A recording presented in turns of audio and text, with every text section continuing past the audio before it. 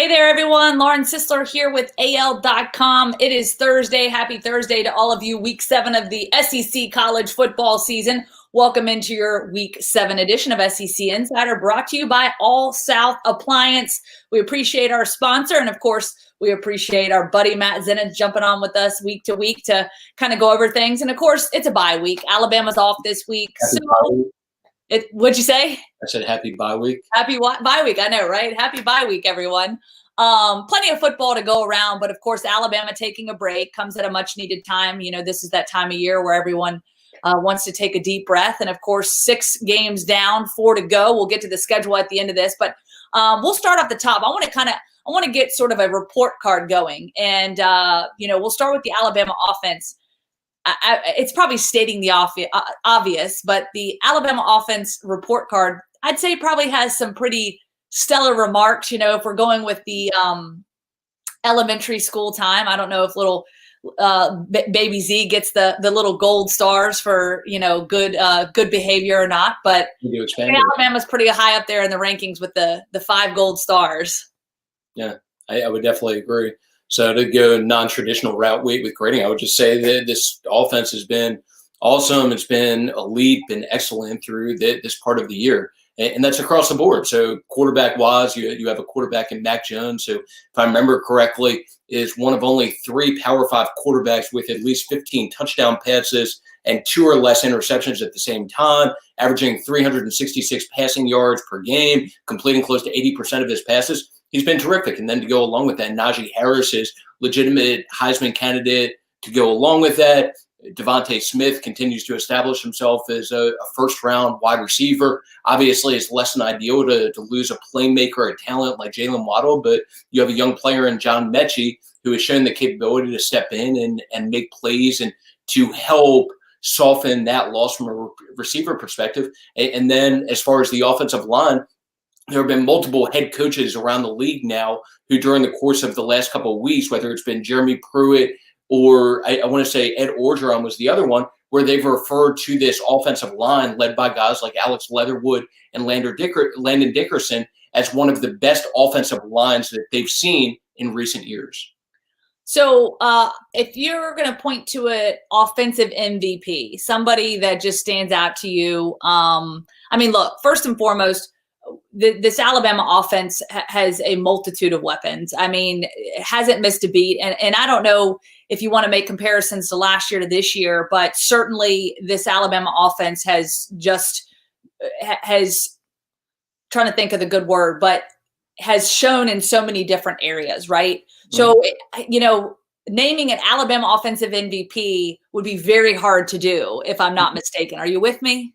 Yeah, absolutely. But I would think the best route to go with that would be the conductor, leader of the group, and Steve Sarkisian. So I love it. Yes. So it's one thing to have talent. It's another thing to be able to put that talent in the best position to be successful. And if you talk to people around Alabama, that's something that really give him a lot of credit for, that he's done a tremendous job from a scheme standpoint, and just putting all of this talent in a position where they are ranked number 1 nationally in terms of total offense among Power 5 teams, and obviously within the SEC.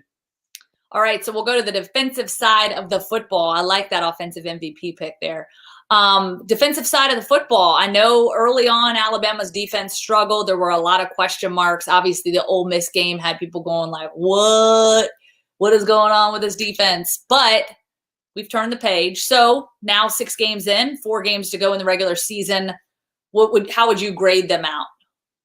Yes, I would say that they're trending upward. So I think it's fair to say that they're still a work in progress at this point. But let's look back at these last few games. So obviously had the debacle defensively against Ole Miss, where it gave up 40 points and the largest single game yardage total in school history, and then combine that with what happened in the first half against Georgia. In those 6 quarters, give up 72 total points. But since then, in the 10 quarters since then, have only given up a total of 17 points, and have actually almost produced the same amount of points defensively as what they've given up, since obviously they've gotten 2 defensive touchdowns during that period. So they're moving in the right direction heading into the final stretch of this year. Always good to be on that upward trajectory, especially this time of year. So if there's an Alabama defensive MVP or someone that would be trending in that direction, maybe a newcomer, maybe someone that has surprised you, who would it be?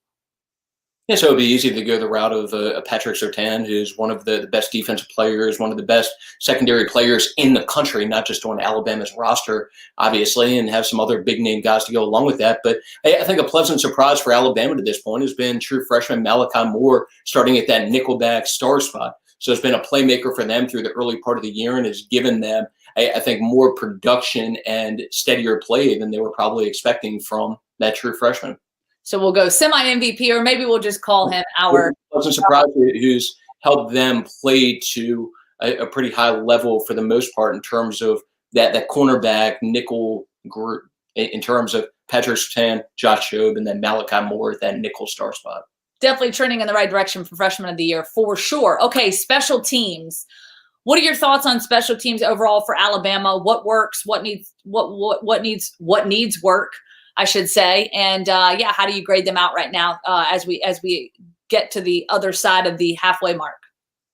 Well, most importantly, they're in the best position they've been from a kicker standpoint since I was covering Maryland football. So they have a kicker right now, Will Riker, the sophomore from Hoover, who is currently 8 for 8 on field goals and continues to look like the long-awaited answer for them at kicker. So obviously people within the program had big expectations for him when he signed with Alabama. And at this point, he's not only living up to those expectations, but probably even fair to say that he's exceeding them right now. And once again, perfect to this point of the season on field goals, including some kicks that weren't just gimmies by any means, including the 50-plus yarder at the end of the first half against Georgia.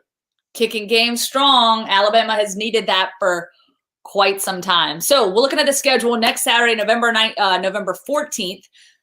Alabama travels to LSU, 5 o'clock kickoff on CBS. Then they come back home to Kentucky. They've got Auburn at home for the Iron Bowl. And then, of course, this season a little bit different. Normally the Iron Bowl would close out the regular season, but they extend that schedule to December 5th, where they will travel to Arkansas to close out the regular season. Taking a look at that schedule, just your overall thoughts on Alabama, I guess, getting out of this regular season with a perfect 10-0 record. Yeah, I mean, I'm not a bettor, but if I were, I wouldn't be confident in any of those teams from a betting standpoint to not only beat Alabama, but probably keep it within double-digit points, just based on what Alabama has done offensively, the kind of talent that they have. And then to go along with that, the fact that the defense is improving. And then if you want to throw in too, I have a pretty good kicker for the first time in a while. It's going to be tough for any of those teams to, once again, not only beat Alabama, but probably even keep it within double-digit points. All right, Z-Man, we appreciate you. Enjoy that bye week. I know there's plenty of football to talk about, to see, from the SEC and, of course, across the country. So enjoy the bye week. We appreciate you so very much, and we appreciate our sponsor, All South Appliance, proud sponsor of SEC Insider, inviting you to visit us online at myallsouth.com or at any one of our showrooms. I was there earlier this week. Beautiful showroom. You can visit us there.